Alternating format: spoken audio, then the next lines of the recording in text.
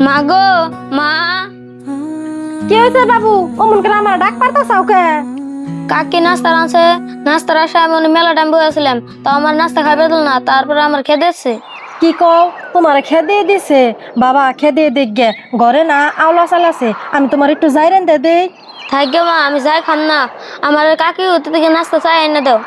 বাবু এখন যদি ওই বেতে নাস্তা চাইবার নিকে যায়, তাহলে যদি না করে তাহলে আমি শরম পাম না। আর যদি নাস্তা দিবারই মন ধরতো তাহলে তো তোমার কাকি হেসুমি দিত। থাকগা বাবা, তোমার বাপে বাড়তে না, যে সময় তোমার বাপে বাড়তে আইব হেসুম আমি কমনি চাল চেনি আই না তোমার আমি নাস্তা রান্দা দিমনি। মা, তুমি আবার এখানে ফোন মেরে কাও গাখি রানবান গে, আমার আজকে নাস্তা রান্ধতে জানাকবো। বুঝি আপনি ফারুক কে নাস্তার কথা কয়?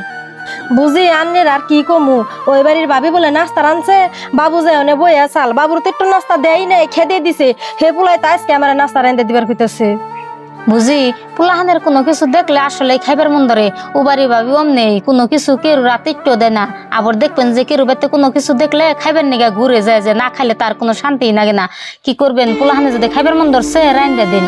বুঝি আনে তো কইতাছুন যে নাস্তা রান্দা দিন, নাস্তা রান্দা দিন কি দে, চাল চিনি গাখির বাড়তে কিছুই নাই, এমন কর বাপেও বাড়তে নাই। ওর বাপে যদি বাড়তে থাকতো তাহলে নয় কই আইনে রান্দা দিয়ে হারতাম। বুঝি আঙ্গু বাড়তে গাখির আছে, আমি বাবুরে নিয়ে যাই গাখির দিয়ে দেখে, আর আপনি দোকান থেকে চাল চেনি আইনে বাবুরে রাইন্দা দেন, খাইবনি। বাবু তোমার কাকির নগে যাই গাখির নিয়ে হোগা, তারপর আমি তোমার নাস্তা রান্দা দিতেছি। কাকি তেল নাও, আমার গাখির দিবে। নজে বাবু তাড়াতাড়ি আহিস। হ্যাঁ।